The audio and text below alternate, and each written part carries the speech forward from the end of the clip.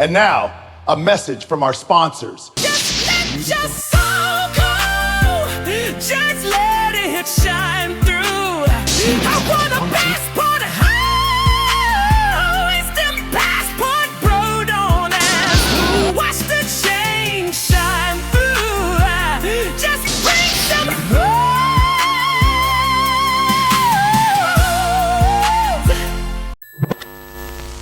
rose. We are scaring men away. We are scaring men away.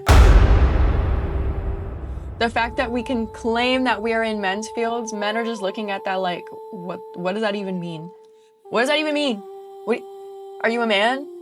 Like, do you want to date men? You know, like... Wonder why high-value men are not approaching you? It's not because they don't exist. It's because women scared them all away. All I see on social media is men being canceled and scrutinized just for being men. We have literally embarrassed, belittled, and threatened men just for trying to approach us women. Like, I'm giving him the cues. He should know that I think he's cute. He's looking at me, I'm looking at him. Then I'm leaving and he's walking right behind me and he just passes me. And this happened 2 times. One of the reasons I've stopped socializing so much in Atlanta and I've kind of just isolated myself is because of how desperate the women are here. Desperate, the women are here. It's like everyone's overly willing to be side hoes to married men, men in relationships, whatever the case may be. Has anyone else tried that theory where you stare at somebody and you hope that they come up to you at the bar? Like, are guys waiting for us to approach them? Or am I supposed to wait and let you approach me? I don't know how to respond to that. I feel like that's why so many of us just stick to the dating apps. But then, like, apps like Hinge just suck. It's basically just become browsing. Like, you're just there to swipe, not actually make real connections with people. And I'll say it one more time, whether you like it or you don't like it, woo! Learn to love it because it's the best thing. Woo! Go in today. Yes, that's right, ladies. Learn to love it. Yes, the modern man is scared, but he's not afraid of rejection the way you have been told. The narrative is convenient, but it's all fiction. You see, what really scares the modern man is STDs and itchy crotch.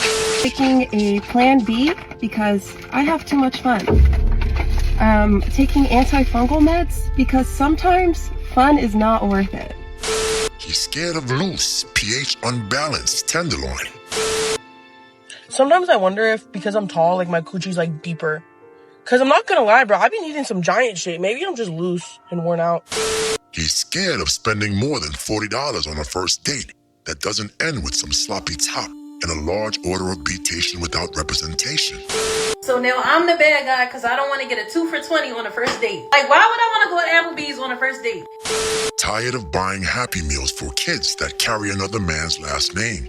He is tired of lifting loose skin and belly fat to gain access to her RB-lipped coochie. At some point, a quiet realization hits. The only real way to describe it is modern woman fatigue. These men looked around and understood something brutally simple. If sex were removed from the equation, most modern women would offer very little reason for men to engage at all. And trust me, women sense that shift. That is why the, quote, situationship was born. Some of these women even pretend that they invented it, like it's a badge of empowerment. But come now, we all know it's an adaptation, a coping mechanism. What coders call a handshake, a silent agreement between modern women and men that they are not worthy of wifey status or long-term commitment. And because it was becoming harder to secure a relationship with a man, the modern woman had to accept the new Berserkian terms, which is access without expectations, temporary without responsibility, and most importantly, less talk and more swallow. In other words, pre-authorized schedule pump and dump arrangements. Yes, maybe modern women won't wash your dishes, but she will wash your chassis and undercarriage. Yet she will go on social media and tell the world that she is celibate or that she is a member of the 4B community. She will ignore the shot clock as her value drops every year. This is the high-grade copium that almost destroyed China. But here is the uncomfortable reality few want to say out loud. Being a man's situationship isn't an internship. She is no friend and we offer no benefits. Only dick. Tracy. Yes, it's a dead-end job. No promotion, no pension, no ring. Only wet rags to clean up and Uber X's to send her home. For example. So my situationship just came over. Proceeded to tell me he did not want a relationship with me, but he would like to continue the situationship. I said, no, sir. I have way more respect for myself than to do that. So if you supposedly have so much respect for yourself, why were you in a situationship in the first place? Yes, that's the question that none of these little scallywags want to answer. We kind of got into it a little bit. At least I don't think too bad. I don't know. Like, I wanted to rip him a new one and just call him out for all of his BS and all of his narcissistic tendencies. And now the script begins. Oh yeah, now it's the time to play victim.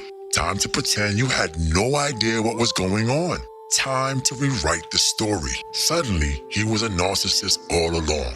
Reminds you of one of those Scooby-Doo memes, right? Suddenly you were manipulated. Suddenly you were tricked into being the side chick. Amazing how the revelations always arrive after the benefits stop. Because the truth, the uncomfortable truth, is that you knew the arrangement from the beginning. Come on, you knew you wasn't on this guy's level. You knew you weren't the woman he was gonna build with. But at that time, you were so thirsty. So thirsty that you were fine with that role. You were super happy to be a walk-on character in the production. A background extra. Hoping that if you stayed long enough, smiled Don't worry, enough, I will get it up. played the part convincingly enough, maybe, just maybe, one day the director would tap you on the shoulder and say, congratulations, you have been promoted to the lead role. But that promotion never came. Why? Because situationships aren't auditions, they're placeholders. You are just a temporary casting decision. And like most modern women, she is just a fluffer. Yes, go ahead and write that term down while you hit the hype and like button. For those that don't know what a fluffer is, well, it's a woman who helps out the male actors in a porn flick by giving them head before and in between shots. Very important, but easily replaceable. Don't worry, I will get it up. This is a key point that we must understand. Side chicks and situationships are just members of the production crew, tasked with keeping our third legs ready for money shots. Nothing more, nothing less. And that's why you need to stop tongue kissing them and playing R&B music when they come around. Blasphemous. For instance, I like to play the Ruzza, the Juzza, Old Dirty Bastard, Inspector Deck, Raekwon the Chef, You God, Ghostface Killer, and sorry, my fault. I digress. But when the real casting casting call happens, the extras and the fluffers don't get rewritten into the script. They get, quote, escorted out of it. Yeah, put some respect on my $40. I didn't see them at first, I will admit that. But man, were they there. And then he kind of understood what I was saying, and he was like, well, there were several things that I overlooked when we started talking. Like red flags. Sir, what are my red flags? Other than being a successful, career-driven woman who owns her own house, pays her own bills, has 2 dogs. What is a red flag? A red flag is a woman who thinks basic adult responsibilities are somehow a flex. Paying your own bills isn't impressive. That's called being an adult. Owning a house and working a 9-to-5 isn't some rare trophy either. That's just life. Millions of people wake up every day and do the exact same thing. But I don't know, like somewhere along the line, a strange narrative appeared where ordinary survival started to get marketed as exceptional value. I mean, what are we talking about here? 2 loud, stinky, untrained dogs in the house? A stressful job you actually hate? A mortgage and a stack of bills? And somehow that package is supposed to be presented like it's a premium asset in the dating market. Even after the sacrifice of St. Kevin Samuel Titus, women still cannot answer the simple equation of what does a man want. Now please, my brothers, say it with me. Peace, respect, cooperation, an untouched wound, and a low body count. Does body count matter? I feel like no, but to each his own. You know, the funny part is, a man can pick up a non-English speaking woman out of the Amazonian jungles of Ecuador and be a happy man. Oof, big facts. But trust me, the hard-headed will never learn. Like, of course I'm not perfect. I know I'm not perfect, and I know that I'm sure I do have some red flags here and there. But ultimately, like, whoever ends up being my person won't see them as red flags. Whoever ends up being my person won't see them as red flags. Hold on. Kiss me, rascal. Me I tell you. It's honestly just disgusting. Like, the whole situation was just disgusting. And he is not a good person. Had been dating a guy for like 4 to 5 months and noticed that he started pulling away. And when I asked him what's up, he said, listen, I really, really like you. I have so much fun hanging out with you. I really respect you as a person, but I just don't think I'm going to be able to meet your needs. Therefore, I don't think we can date. Go to therapy! Yes, he had a great time driving you, but it's time to give you back to the rental company because you started asking the, quote, what are we questions. There is an abundance of men in the comments of this video saying, this is why guys are opting out of dating. This is why guys don't want to keep trying. I hear you. I'm not gonna say like, no, that's so invalid. No, I hear you. Looking at the comments of the video that I'm talking about, you see mostly women who are admitting to really messed up things, like it's casual, like it doesn't matter, like they don't care. I think that's wrong. You're ignoring the huge amount of women who are saying the exact opposite, saying I don't agree with this isn't okay. So this is what you have to understand. Humanity is horrible. Men are horrible. Women are horrible.